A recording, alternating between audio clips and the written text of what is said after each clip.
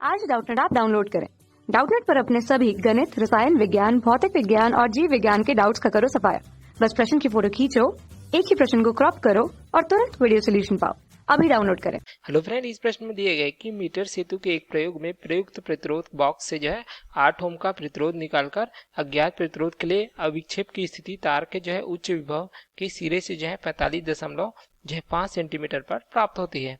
यदि प्रतिरोध बॉक्स व अज्ञात प्रतिरोध की नई स्थितियों को परस्पर परिवर्तित कर दे तो नई संतुलन स्थिति अर्थात लंबाई हमें क्या प्राप्त होगी, यह हमें पूछा गया है। तो इसको समझने के लिए हम इस प्रकार से मीटर सेतु का परिपथ लेते हैं, जहां पे इस प्रकार से प्रतिरोध बॉक्स को हम आरबी से प्रदर्शित करते हैं, जिसका प्रतिरोध आर है, जिसका मान हमें क्या दिया गया है, यहाँ पे 8 ओम दिया गया है। उसी प्रकार यहाँ पे एस अज्ञात प्रतिरोध को प्रदर्शित करता है।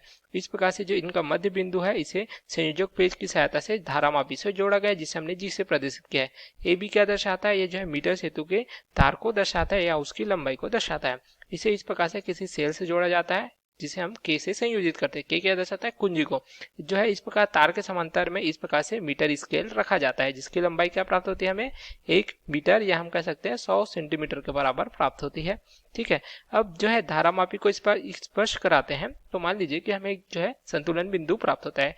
ए से संतुलन बिंदु सी की अगर दूरी को हम इस प्रकार से एल से प्रदर्शित करते हैं तो सी से बी की दूरी हमें क्या प्राप्त हो जाएगी, ये 100 ऋण एल के बराबर प्राप्त हो जाएगी। क्योंकि देख सकते हैं पूरी लंबाई 100 सेंटीमीटर है, तो एल इस प्रकार देख सकते हैं तो प्राप्त हो जाएगा हमें 100 ऋण एल के बराबर। ठीक है, इस प्रकार से अब देखिए यहाँ से अगर ए से सी का प्रतिरोध यदि हम पी से प्रदर्शित करते हैं, उसी प्रकार सी से बी का क्यू से प्रदर्शित करते हैं, तो हमें पता है मीटर सेतु किस सिद्धांत पर काम करती है, यह व्हीट स्टोन सेतु के संतुलन की स्थिति पर काम करती है।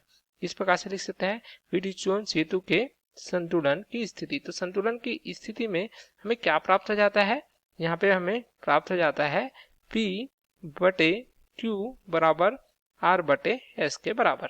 अब P का मान किस प्रकार से ज्ञात करेंगे, हम मान लीजिए कि एकांक लंबाई का प्रतिरोध X है। ठीक है, एकांक लंबाई का तार के एकांक लंबाई का अर्थात अगर यह सेंटीमीटर है तो प्रत्येक सेंटीमीटर का प्रतिरोध यदि X है तो P का मान क्या हो जाएगा, कुल देखें यहाँ से A से C की जो लंबाई है L है, तो एकांक लंबाई का प्रतिरोध यदि x है तो इस प्रकार से L गुणित x प्राप्त होगा। उसी प्रकार Q बराबर क्या प्राप्त हो जाएगा, यह हमें प्राप्त हो जाएगा लंबाई क्या है 100 ऋण L के बराबर तथा एकांक लंबाई अर्थात 1 सेंटीमीटर का प्रतिरोध x है, तो इस प्रकार प्राप्त होगा। अब यहाँ पे मान रखेंगे तो हमें क्या प्राप्त हो जाएगा, देख सकते हैं ये हो जाएगा L गुणित x बटे ये प्राप्त हो जाएगा 100 ऋण L गुणित x बराबर R बटे S। तो यहाँ से हमें क्या प्राप्त हो जाएगा, R बटे S बराबर L बटे 100 ऋण L के बराबर। इस प्रकार से ठीक है, जहाँ पे हमें क्या दिया गया, L का मान दे सकते हैं, जो सिरे से संतुलन लंबाई हमें 45.5 सेंटीमीटर दिया गया है, अर्थात यहाँ पे L का मान हमें दिया गया है 45.5 सेंटीमीटर। ठीक है, इस प्रकार से हमें प्राप्त होता है। तो पहला हम समीकरण लिख सकते हैं। अब देखिए कि द्वितीय स्थिति में क्या दिया गया है, यदि प्रतिरोध बॉक्स हुआ अज्ञात प्रतिरोध की स्थितियों को परस्पर परिवर्तित कर दे तो नई संतुलन लंबाई क्या होगी, यह हमें पूछा गया है। तो हम यदि इस प्रकार से यदि R तथा S को इस प्रकार से परिवर्तित करते हैं तो यहाँ पे हमें क्या प्राप्त हो जाएगा, यहाँ पे R प्राप्त होगा। उसी प्रकार यहाँ पे हमें क्या प्राप्त हो जाएगा, इस प्रकार से S प्राप्त हो जाएगा। इसको परस्पर परिवर्तित किया हमने। ठीक है, तो मान लीजिए संतुलन लंबाई हमें क्या प्राप्त हो रही है, L डैश प्राप्त हो रही है। यहाँ से देखें तो ये क्या प्राप्त हो जाएगी, 100 ऋण L के बराबर प्राप्त होगी, क्योंकि यहाँ पे 100 सेंटीमीटर होती है जो इस प्रकार से मीटर सेतु की तार की लंबाई। तो इस स्थिति में देखें जो पहले की बात है, हमें क्या सूत्र प्राप्त हो जाएगा, देख सकते हैं S बटे R हो जाएगा। ठीक है, उसी प्रकार अब लंबाई क्या हो जाएगी, L डैश बटे प्राप्त हो जाएगा हमें 100 ऋण L डैश के बराबर। जैसे हम देख सकते हैं पहले हमने जो सूत्र प्राप्त किया है उसी की सहायता से यहाँ से भी ज्ञात कर सकते हैं। तो यह हम इसे क्या लिख सकते हैं, R बटे S बराबर 100 ऋण L डैश बटे ये प्राप्त हो जाएगा L डैश। इसे समीकरण 2 लिखते हैं। देखिए समीकरण 1 तथा 2 से यहाँ से देख सकते हैं बायां पक्ष समान है तो इसका दाहिना पक्ष भी समान होगा। तो यहाँ पे लिख सकते हैं समीकरण 1 व 2 से। ठीक है, तो यहाँ से हमें क्या प्राप्त हो जाएगा, L बटे 100 ऋण L बराबर हमें क्या प्राप्त हो जाएगा, 100 ऋण L डैश बटे प्राप्त हो जाएगा L डैश। इस प्रकार से जहां से हमें L डैश का मान ज्ञात करना है। अब जो नई संतुलन लंबाई को दर्शाता है जहां से तिर्यक गुना करेंगे तो L डैश बराबर क्या प्राप्त हो जाएगा, 100 ऋण L गुणित 100 ऋण L डैश के बराबर।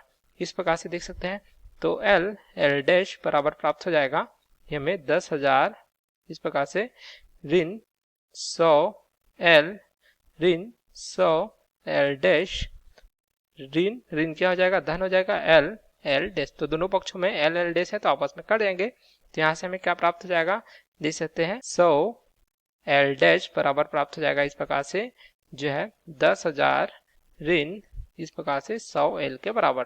अब दोनों पक्षों में 100 से भाग देंगे तो एल डैश बराबर क्या प्राप्त हो जाएगा, 100 ऋण एल के बराबर।